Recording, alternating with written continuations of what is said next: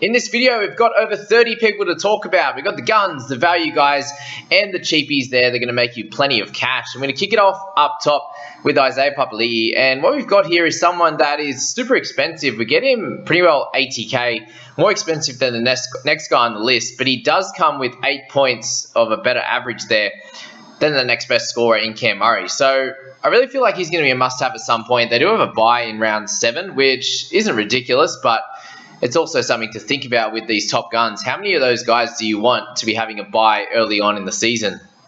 Cons for him, he obviously goes to a new team, and could you use that money better? Like, can you find someone that's definitely going to make you some cash that, you know, is someone down in this list, for example, that's in the sort of the 600 mark, the 550, and you can use them to sort of make 5 or 10 points of value, maybe 100K, and then you can eventually work up to someone like Papali'i, because I think he's going to be super important. Let's say after round 7 bye, he's not going to be playing in Origin, so he could be a great target to upgrade one of these guys that are later in the video to Papali'i at some point. So an incredible average of 79. What we see, especially in the SuperCoach game, is that the guys that have those huge averages, you need to have them in your team at some point.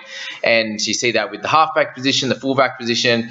They have some of the best scorers in the game, the players that get some of the most hundreds, so they need to be in your team at some point. But if Papali'i is averaging 80 pretty much, he's incredible, and you need to get him in your side at some point. Cam Murray at 749 is the next best option for sure. At 71, he averages 3 points better than the next guy.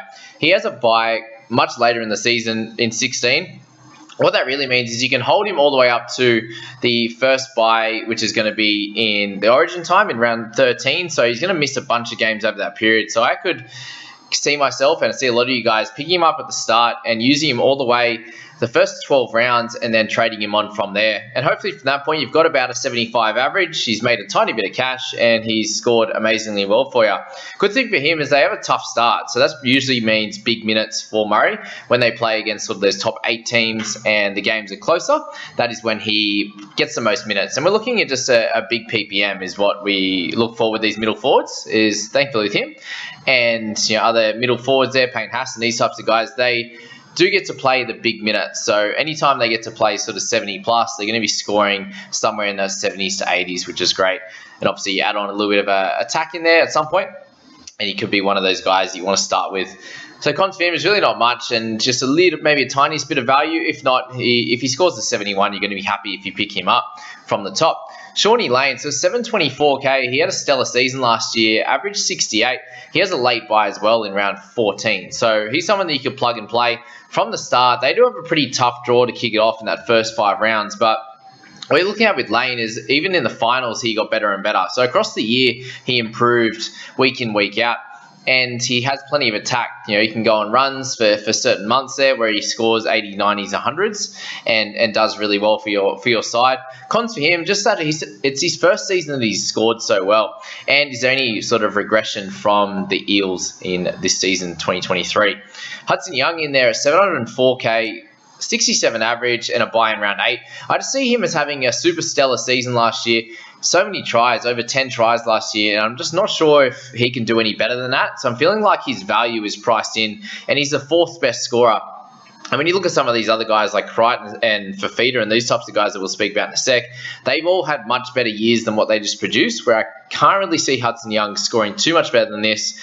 Can definitely see him matching this output just because the Raiders are going to be really good this year again, and probably better starter of a team this year than they were last year, but I just can't see much improvement on his side of the ball.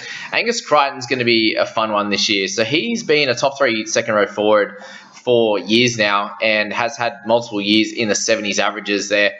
Main issue for him is obviously the buy in round 4. And can he step back up and play that superstar role that he has over previous years? Back to scoring lots of tries, being really consistent with his base, and obviously getting lots of offloads and tackle breaks there. There were games last year where he'd sort of get 60, 70, 80 metres, and then there'd be games where he'd score a couple of tries. So very hard to determine what kind of consistency you're going to get out of Angus, but you'd be looking for a bounce back year. I really think that in a great team, he's obviously got a good setup on the left there. Manu's going to be roaming to that left side as well, so that's obviously only going to be helpful for Crichton and these left edge guys, the centres and the winger there. So I think Crichton can really bounce back and end up being a 750, 800k type of player. by mid next year, end of next year. There's obviously a few things to think about with him potentially not making Origin. Could get back in there again off the bench, and if he does, he's not going to miss too much time. He's not really he's not going to be a starter anymore in the Blues setup. So I think he's a great all-season type of option. At worst, you can pick him up after round 4. So in round 5 there, you can have a little look at him, and then if you like what you see, you can pick him up from there. David Fafita. Okay, so we end up with a 65.5 average from him. Buy in round 5, which isn't ideal, but there's so many games last year, we just wasn't given enough quality ball. New spine direction this year. Looks like it's going to be Tanner Boyd and Kieran Foran. Can they provide a bit more direction? Can they give him a lot more ball? Can they finally game plan to give Fafita enough ball? If they can, then he can easily average 75 to 80.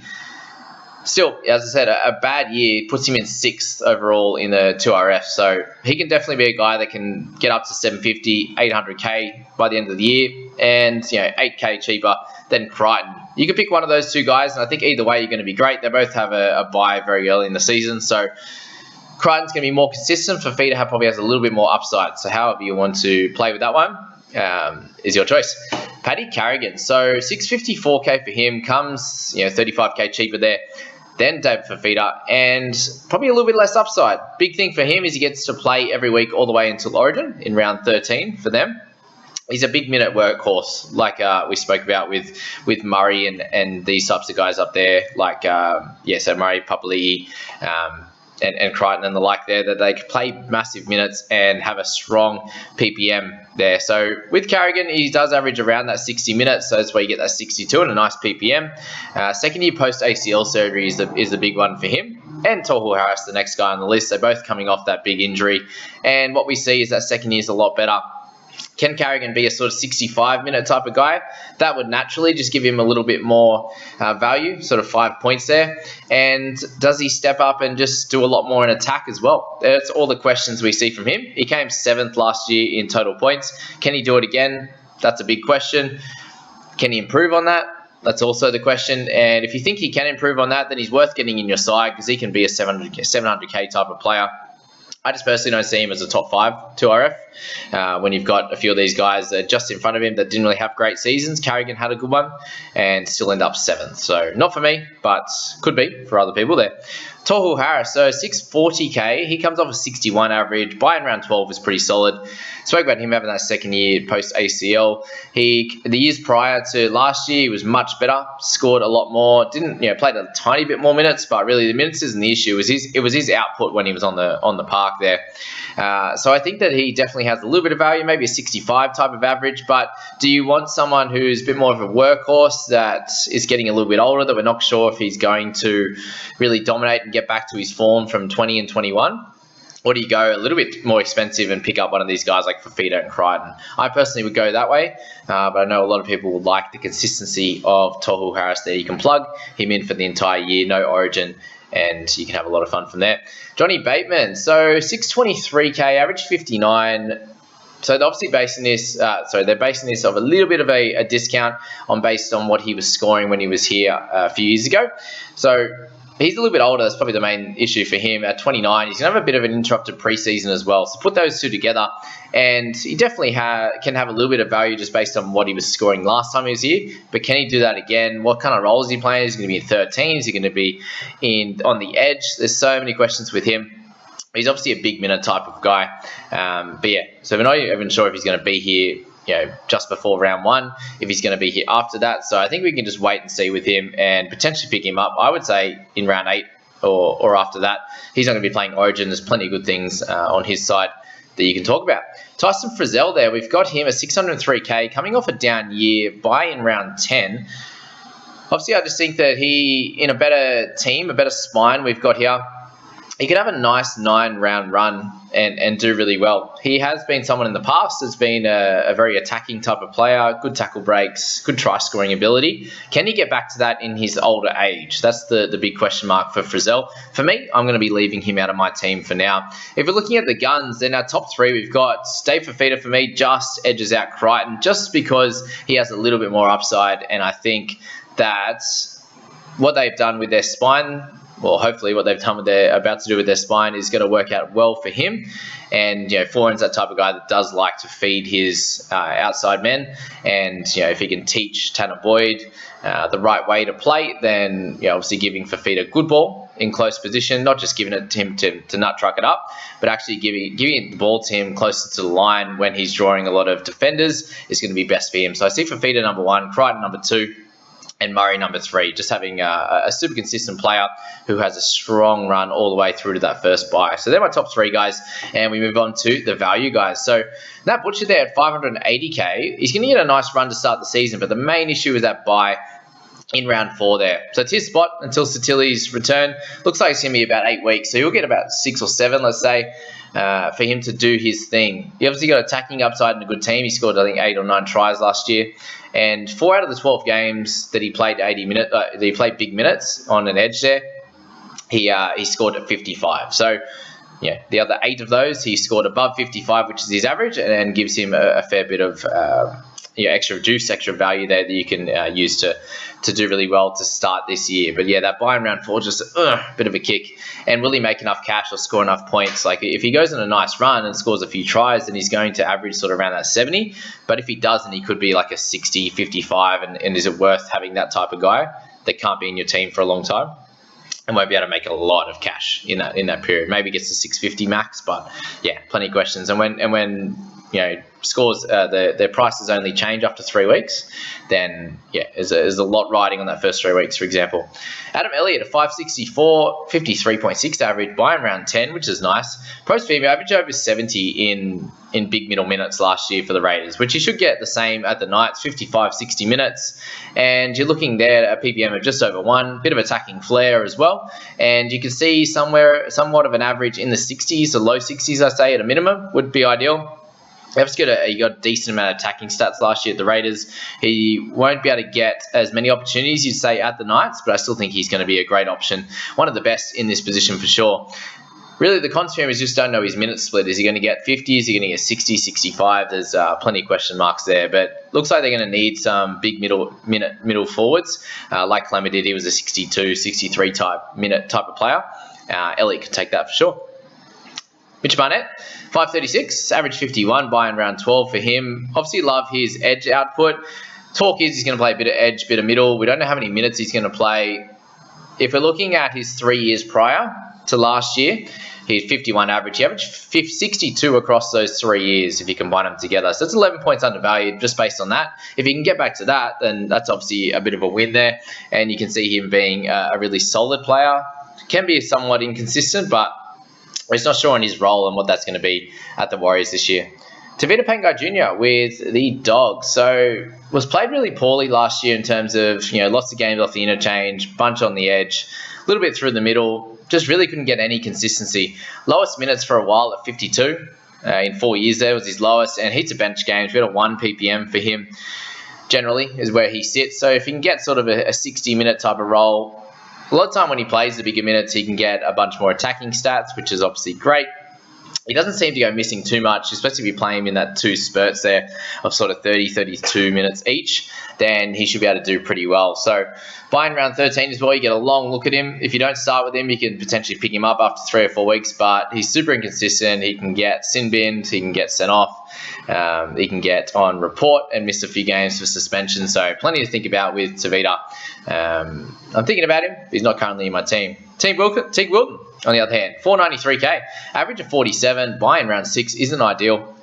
But again, you're looking at someone that's potentially going to get the starting role. And he's about 10 to 15 points undervalued if he is starting and getting around that 70 minutes, which he has played in the past. So he can really score some good tries. He's in a good team. Again, runs a great line. A little bit like the Fitzgibbon mold, which is great, having him as coach, and he can obviously help him and grow on a one-to-one basis there. But the cons, he obviously may not play 80. We've got Graham on the bench there. But it sounds like he's going to be playing middle. So I think Teague Wilton at 493 shows a lot of value, somewhere in that high 50s type of average, and you can make 100, 150k on him and potentially move him on if you need him. But 5 rounds should be enough to make a decent amount of cash, and then you can make a decision in round 6 if you think he's going to be worth it for your side or not. However, Naira with the Raiders, 41, average of 46, buy in round 8. For me, with him, obviously in a good team, try-scoring type of player, which is great for SuperCoach. But cons for him is obviously a chance at a bench role, lots of unknowns, and obviously Ricky. So really, for him, we need to see him as a starter at a minimum for him to have any value. And then we need to hear that he's going to be playing sort of 60-plus minutes to really make it worth it. For Tyler Mariner, 472K for him. He's pretty cheap after coming off an injury. This will be his second year post that. Last 2 years haven't really been much for him. He got injured partway through the 2021 season, came back midway through last season and sort of played some bench minutes and then played some bigger minutes at the end. Got a buy in round 13, which is good for that. But there's lots of forwards in this team. You look at that last 6 games, he averaged mid to late 40s, which doesn't really give him much value. But in a 70-minute role, he does average 58, which is great. So can he do that again? That's going to be the question. That gives him 13 points of value if he's able to get 70 there on the right edge in a better team. Lukey Garner, 435K, average of 41 last year. The buy in round 3 is the only real negative for me. I see him as being pretty well a must-have in this side. He's in a better team. PPM should go back to about 0.77. Last year was in the 0.6s, which wasn't great. He's got that 0.77 or above 3 out of the last 5 years. So really, it looks like he should be getting 70 minutes plus. And if he can do that, then at close to a 0.8, then we're looking at around that 50, 55 mark. He's in a better team, probably can score a few more tries, runs a good line. The PPM's just been dropping the last few years, but if there's any chance he gets back to that 0.9 or a 0.85 or something like that with some attacking stats in this on this Panthers left edge, then he's going to be someone that you want in your side. Jack Murchie, 433K, the average of 41, buy in round 14. If he gets a chance in that Eels edge, is he in your team? I don't think he makes my side. At 0.67 PPM, I really just don't think there's much value in 60 minutes, which is likely what he's going to get on that right edge. I doubt he gets 80. And if he does, that's the only way he's going to have some value. But there's so many question marks for him there. Kelma Tuolangi, 426K, average of 40, buy in round 2. A little bit annoying, obviously, there. We're not sure how he's going to be used. He was definitely underutilized as a runner of the ball last year. When he did, he was able to get a bunch of offloads and tackle breaks there, but they just didn't use him enough. He's a big body. I think there's room for improvement if the team improves, but buy in round 2, you can wait. Watch him in that first week. Probably watch him round 3 or 4 or 5 and see how he goes. And if he's doing okay, you can pop him in and make some cash. Right, Niokore at 419K. Average of 40, the buy in round 12. So for him, there's some good talk that he's going to be playing big minutes across the edge and the middle. And if that's the case, then I think that he's probably worth putting in your side at 419. It is a bit of an awkward price, but I just feel like he is someone that is a good player. And if he's finally given a role, that's the thing with the Eels. He just never was given a clear role. He played a lot at centre, a lot at second row forward. Both the times he actually averaged pretty similarly. He was able to get some good run meters as a centre. And good tackle breaks and okay tackles, where at second row forward you replace all of that running with the tackles and he averaged pretty similarly. He's never averaged more than 44 across the season. Is this the year that he can average sort of a 48 to 50? I think he definitely can, and would pose obviously 8 to 10 points of value, which I think is pretty great. He's super cheap, but just a slightly awkward price. So that's it with him. Eli Katoa at 411K. You've obviously got a player there that has averaged really well in the past with the Warriors, and not as good of a team. 57 when he first came on the scene, which is great. He was able to score tries, and I think that he could do that in a Storm side where someone like Felice Kafusi does get a solid try here and there, average 0.3, 0.4 in his try scoring ability, but is he able to build consistency in the Storm? If he can, and he can get around that 60 minutes or so, 55 minutes, anywhere around there, you're going to see that PPM close to that 0.951, which he got last season.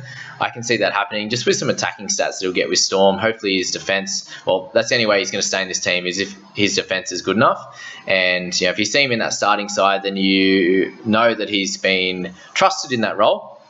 Otherwise, he just wouldn't get put there. So I think Eli Katoa, if he gets the spot, then you got to plug him in. And only expect about 50 to 55 minutes, but I think that'll be enough at this price for him to sort of make 100K or so. If he gets even more minutes, 60s plus, 70 plus, then even better.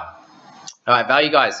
We have Elliott, number 1 for me. We have Garner, number 2. I think the 2 guys a little bit cheaper, along with Wilton, number 3. Butcher, we're just not sure how long he's going to get. Is he going to make enough money? TPJ in there, and then Mitch Barnett, 5 and 6, I'd say, as to those options. If you like any of those guys, I think they're going to be great.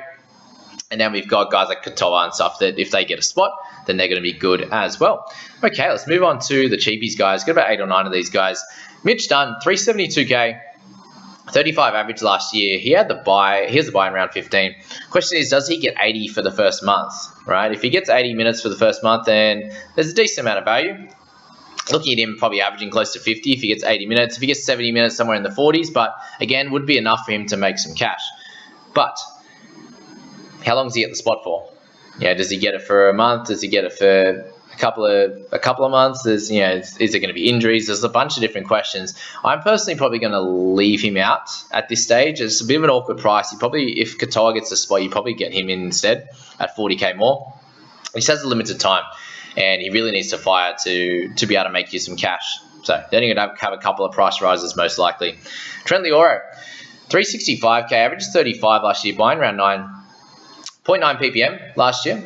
He really going to need big minutes on that edge for him to be worth it. I think about 60 minutes is going to get him enough. 0.9 was him playing a fair bit in the middle, so he's going to come into this team a few years ago playing a bit of edge, and now mixing that with the edge in the middle. Both those options are going to be okay. We just need the minutes, and we need to know that Nelson's not going to be playing big minutes in his spot. They've got guys like Eli Katoa and stuff, so there's plenty of different options that could get his spot. So let's see what happens in trials, and we can work it out from there. Jermaine Hopgood at 300k. We got him at a 28 average last year. The buy in round 14 for him, so he gets a good run. Looks like he's going to be around that 1 ppm. Big game time the first 3 weeks is guaranteed to him, which is going to be great with Ryan Madison being out with suspension. He's obviously really cheap, which is great. And could he make a decent amount of cash in those first 3 weeks and be a starter in your 17? I think he can be. What happens after that? We're not exactly sure. Does he keep enough minutes in that team to be able to make some good cash, or does he end up getting a sort of 25 to 30 minute role and not helping you out and making much cash? That's the big one for Hopgood, but he needs to be in everyone's side there. All right, Katoa is next, 246k. He has the buy in round 14 as well. Looks like with Madison out, he'll get 3 weeks of about that 1.1 ppm and sort of approximately 40 minutes there. Is that going to be enough for him to make some cash as well? Again, is he going to get to the bench and get less minutes, or is he going to be completely out of the side? Bunch of things to think about with Katoa there. And he's obviously a little less safe than what Hopgood is. You'd say Hopgood is ahead of Katoa. He's had a few years now where he hasn't been able to do too much, unfortunately, in terms of get big minutes and a big average there as well. Ray Stone, we've got a few guys left here. 246, buy in round 11. Probably going to expect a 1 to 1.1 ppm, which he's got the last few years. Can he get, and he definitely needs it, the 30 to 35 minutes? I'm not exactly sure if that's going to come. For Ray, we're going to have to see what the bench makeup is. Are they going to have a sort of hooking option on the bench? Is there going to be a utility guy that's not going to take up too many minutes, and Ray Stone can just be a middle forward off the bench there and get you 30 to 40 minutes? If he does, it's going to be worth it. If he doesn't, he's like a 20 to 25 minute guy. He could burn us and not make us too much money, so that's the big question mark for him. We're not exactly sure what's going to come. Matt Dury at 234, the buy in round 14 for him as well. Pros, obviously, if he earns the edge spot, he's going to be in most people's sides. He's too cheap to miss out on being in your team as a bench guy there that you could potentially play if you're in a pinch. Cons for him, the low job security. We have Murchie, we have guys like Bryce Cartwright as well, who could be plugged into that team in that starting position, and Dury could be on the bench or could be completely other side. So that's the big question mark there. And he has a low PPM. All right, last few guys. We've got Shawnee Bloor at 234k, buy in round 7 there. Pros for him, if he gets the edge spot, you got to lock him in. He's had a good stretch of games before his injury a couple of years ago, so he didn't play last year at all, which is the main worry. And hopefully he comes back okay. We speak about, post these big injuries and surgeries there that they don't come back as well straight away, but he has had the whole year off, so he should have plenty of petrol in the legs and should be able to do really well. Spot's uncertain, even if he gets in round 1. So big thing for him, if Bateman's not there in round 1, where's he going to end up? If Bloor does start, great, but Bateman could take his spot and he ends up on the bench and doesn't go too well. Thankfully, he is a basement price, so risk-wise, there's not a lot there, but yeah, something to think about for sure. And Trey Mooney with the Raiders, he's at 234 as well, buy in round 8 for them. Got big raps in him. He's been in every representative team all the way through to now. as a 2021-year-old, and could he get 20 to 35 minutes? If he gets somewhere around that 30 mark and they really love his output, he's a PPM of 1 type of guy in his reserve grade stuff with some attacking flair as well. If he can get that 30 minutes, he's going to make us some cash. And if there's injuries here and there, some of those middle forwards, Tarpany, Horsburgh, Papali'i, for example, he could get sort of 40, 50, or could get at least a consistent minutes, even if it's not high. He is in Ricky Stewart's team, so there's always plenty of issues there. But very interesting, that fact there with Mooney and potentially getting a solid spot on that team. I think he's going to play a role at some point this year. Will it be in round 1 or will it be a bit later? But my top 5 there for the cheapies has got Hopgood in number 1 there. We've got Blore number 2. I think he's going to play a decent role at some point during the season, getting 50, 60 minutes on an edge. Whether there's an injury, he starts there. There's a few different ways that he can do it. McIntyre is probably never going to get huge minutes unless there's like 2 injuries in that side. So their middle forwards, like Hopgood and Madison goes down, or RCG and Paulo go down. One of those 2 I think he needs. So he's okay to start, but other than that, not sure. Dury, if he gets the spot, he's too cheap to not pick. And then Ray Stone, if he can get sort of 30, 35 minutes, he has a nice PPM and could do great for your squad. But that is the front row forwards for SuperCoach for 2023, guys. I hope you learn a lot from that and got a different perspective from some of the other guys you check out. And if you're some of my fantasy guys that have watched all the way through, I appreciate that. And catch you in the next one.